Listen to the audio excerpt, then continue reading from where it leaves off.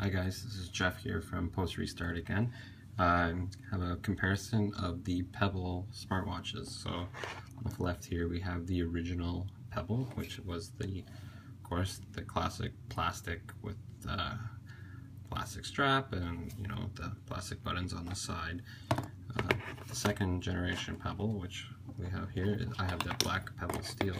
So this pretty much feature-wise was identical to the first Pebble we had here.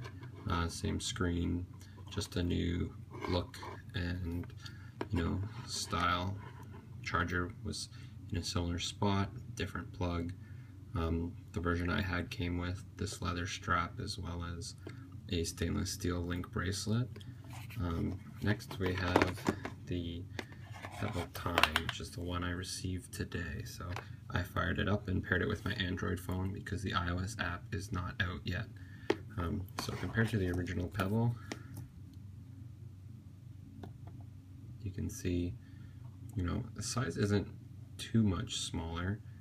And the screen is fairly similar in size. Of course, the new one does have the color screen. Take a look at the width here. You get a good idea of the size. So it's not a crazy amount thinner. There is quite a bit shorter in the height of the watch. If you look at it kind of over top here, it's not drastically different, but it is a much sleeker unit when you actually feel it on your wrist. You can see that on top there. It does look quite a bit smaller underneath the original Pebble. 3 buttons on the right side, the 1 button on the left. This remains the same. The charging port is now on the bottom of the Pebble Time. If we compare it here with the Pebble Time or the Pebble Steel, you can see it's actually a little bit wider. So if I put them on top of each other, you'll see the steel kind of disappears behind here. The steel is thicker, it's more square. You see the gap there. The Pebble Time has a curve in it, so it kind of fits better on your wrist.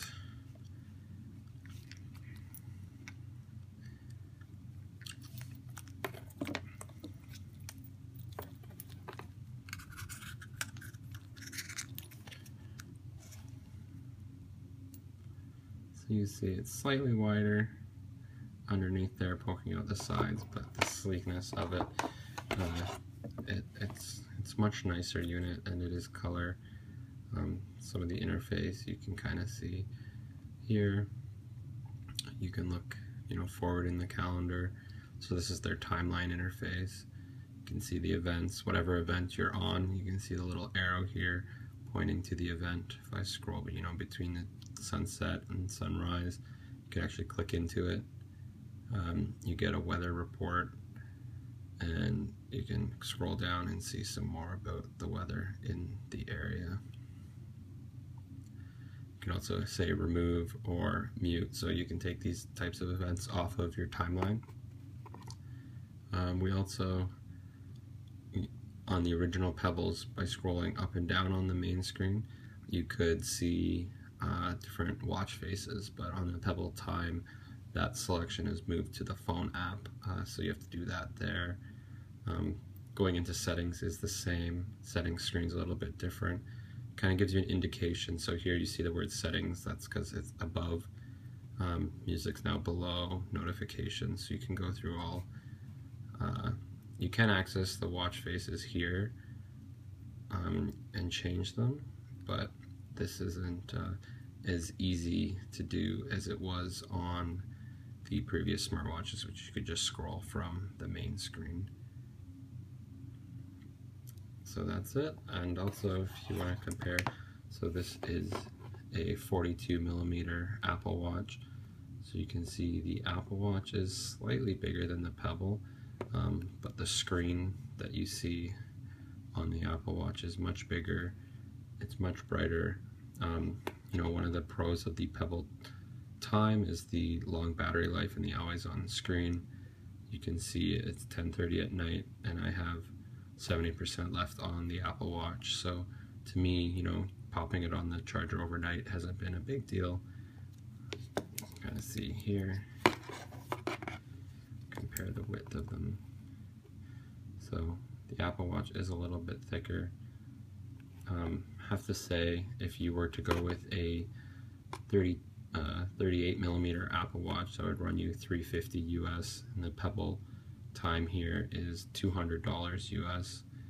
I think it's getting harder and harder to justify, going with that cheaper option when something with this many features, heart rate sensor, a really nice, Retina display is available for only $150 more. But, if you only have $200 to spend on a smartwatch, and all you really care about is notifications, and you actually want something that is able to stay powered for a few days, then I think the Pebble is a really good option. I've only had this for the evening, but just playing around with it, it really just feels like an updated version of the previous Pebbles. It doesn't feel like there's anything crazy new about it. The timeline feature is cool, but I don't see myself using it too much. It is very light, it's sleek. The strap on it's quite nice. A nice buckle here with Pebble everywhere. There's no Pebble on the home screen. If you remember, on the Pebble Steel we had the Pebble branding right here. We do not have that on the Time. There's no branding on the front of the watch. So whatever face you select, you will be able to have just that image showing on your screen. So yeah, that's the Pebble Time, the Pebble Steel Apple Watch, and of course the classic Pebble plastic smartwatch, which really started the smartwatch game. So it's the first watch to kind of hit the masses, and it caught on. I still see a lot of these out in the wild. I do not see any Pebble Steels hardly ever, and I've only seen a few Apple Watches, but by far the Pebble is the most kind of observed smartwatch I've seen riding the subway and being around in Toronto. Alright, thanks for watching. Stay tuned to Post Restart for some more videos. Once I get this paired up with my iPhone when the iOS app comes out, I'll do some more reviews of some Pebble Time apps and go over how the timeline interface works again in more detail. Thanks for watching.